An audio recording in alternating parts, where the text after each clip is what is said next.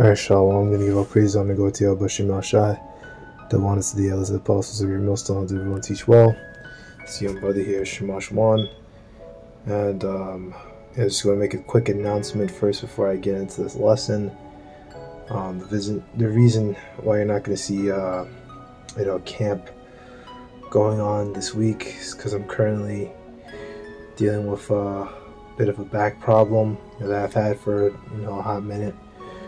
But when I was training, I felt my back give out. So I need to give my back a little bit of rest. I'm not in horrible condition. I can walk, I can move, I can bend down and stuff. When I tried to put on my camp bag with my signs and all my stuff, I just didn't really feel good on my spine. Kind of felt loading, and I don't really feel like I'm gonna be able to really get out there and be able to handle standing out there for any length of time. So that's that. I'll be out there next week. A little on my back should be healed up by then. As I said before, it's nothing that like I need surgery for. It's just the muscle. I think it's just, as I've gotten stronger, my back pretty much just can't handle the levels of weight that I'm using, and my back is becoming the, limiting factor in a lot of the movements that I do, So this is Matthew chapter 22 to speak on this here. Matthew 22 and 15. Tribute to Caesar. Then with the Pharisees into counsel on how they might entangle him in his talking about Yahawashi. Okay, and the Pharisees, once again, this is Halley's Bible Handbook, page 411. Pharisees. The sect of Pharisees is thought to have originated in the 3rd century BC, in days preceding the Maccabean Wars. Then under Greek domination, in the Greek effort to Hellenize the Jews, there were a strong tendency among the Jews to accept Greek culture with its pagan religious customs. The rise of the Pharisees was a reaction and protest against this tendency among their fellow countrymen. The aim was to preserve their national integrity and strict conformity to Mosaic law. They later developed into self-righteous and hypocritical formalists. See under Matthew 23, we're going to scribes and Pharisees. And you can go read about that, for yourself, how they oppressed the people. Right, verse 16. And they sent out unto them with their disciples, with the Herodians. See, they're just a political party supporting Herod. Saying, Master, we know that thou art true, and teachest the way of God in truth, neither carest thou for any man, that regardest not the person of men. They're playing with him. Tell us, therefore, what thinkest thou? Is it lawful to give tribute unto Caesar or not? But Yahawashi perceived their wickedness, and said, Why tempt ye me, ye hypocrites? Right, 18, right, why, you hypocrites? He said, Why are you trying to trap me? And Yahawashi said, Show me the tribute money. And they brought unto him a penny. Right? Here's a coin used for the tax. And then when they handed him a Roman coin. Right? So we can go take a look. Denarius, containing 10. A Roman silver coin in New Testament time. It took its name from its equal to 10 asses. A number after 217 BC increased to 16. It was the principal silver coin of the Roman Empire. From the parable of laborers in the vineyard, it seemed that a denarius was then the ordinary pay for a day's wages. Alright, I believe I have another thing that I might show, but they say a denarius is worth about $3, and today's coins are about $3.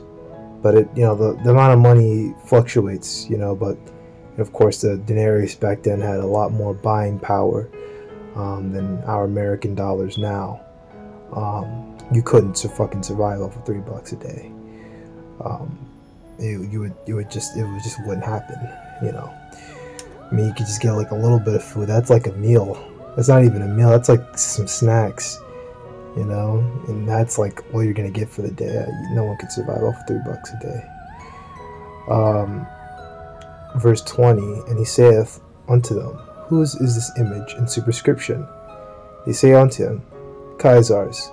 And saith unto him, render therefore unto Caesar the things which are Caesar's, and to the things that are the Most High's, and unto the Most High, Yahweh, the thing that are the Most High's. Right, your prayers, your worship, give to Yahweh. Alright, but render unto Caesar that which is Caesar's, which is his money.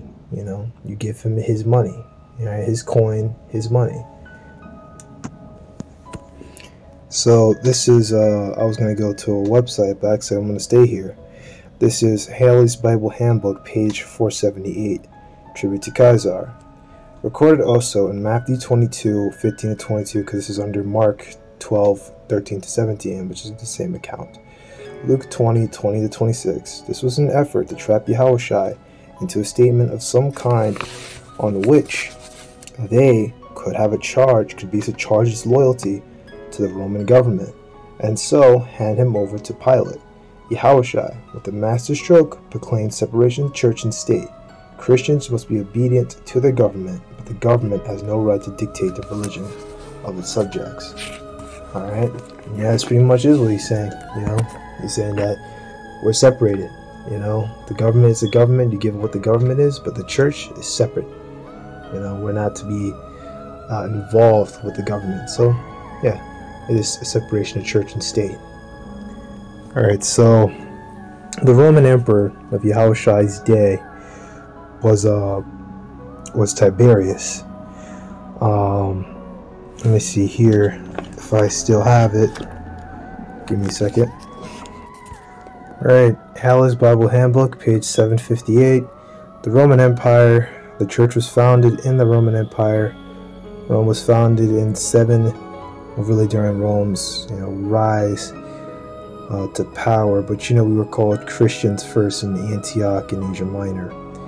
Rome was founded 753 BC. This would do Italy 343 to 272 BC. Subdued Carthage 264 to 146 BC. Subdued Greece and Asia Minor 215 to 146 BC. And they fought against the Seleucids and all those guys. Subdued Spain, Gaul, Britain, Teutons 133 to 31 BC. This is where you get Julius Caesar and all that, going there into Gaul, Germania and all that. And I think he took southern Britain. So the zenith of Roman power, which is from 46 BC to 180 BC, extended from the Atlantic to the Euphrates and from the North Sea to the African desert. Population 120 million. Julius Caesar, 46 to 44 BC, Lord of the Roman world. Augustus, Augustus, 34 BC to 14 AD. In his reign, Christ was born. Tiberius, 12 AD to 37 AD. In his reign, Yahawashi was crucified. And you can see there from AD 12 to 37, within that time frame was when Yahawashi was active. So this is arctic.edu, right? Now this is an aureus, which I believe was the highest ranking coin that they had. There's a whole hierarchy. Let's actually go ahead and get, as you see here, we're on wikipedia.org, Roman currency. And this is just the point. Roman denominations, quadrans, semis, as, dupondius, setercius, quinarius, denarius, antinanius, quinarius, aureus. And I'm pretty sure that's how you say it. Arweus. I don't know. I'm trying to learn, man. All I know is that them V's or W's and the U's kind of got like a woo woo kind of sound. Very strange.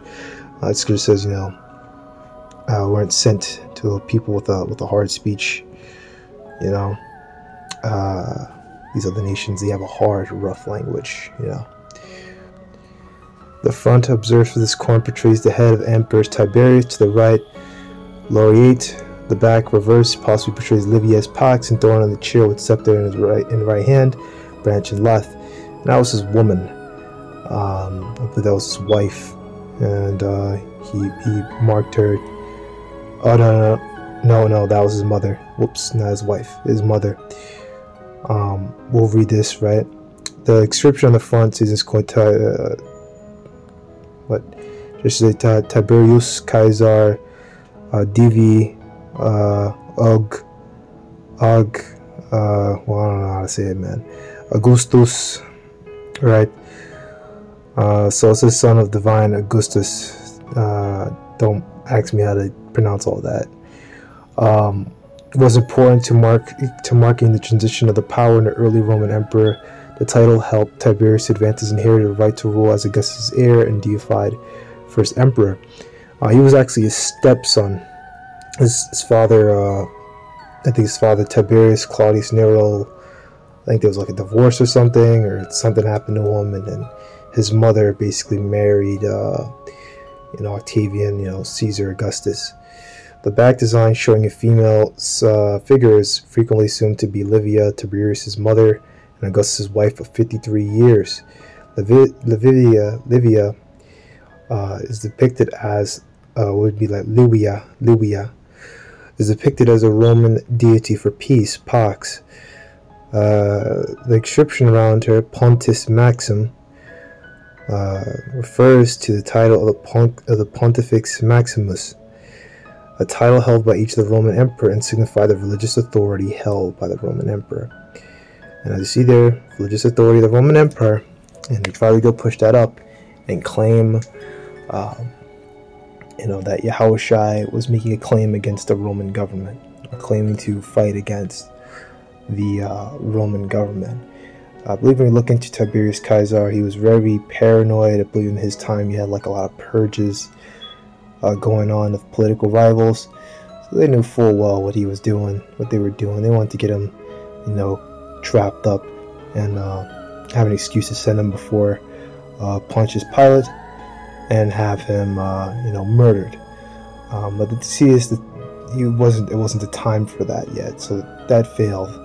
But later on they pretty much just, grabbed them up, and they just forced it. They forced Pontius Pilate's hand, essentially, to go do it. Pontius Pilate wanted to keep his rulership. He did it. Murdered an innocent man murdered. I've read it here in this book here, Hell's Bible Handbook, that he committed suicide, and he deserved it. So you got what you deserve. Lord, near the flesh.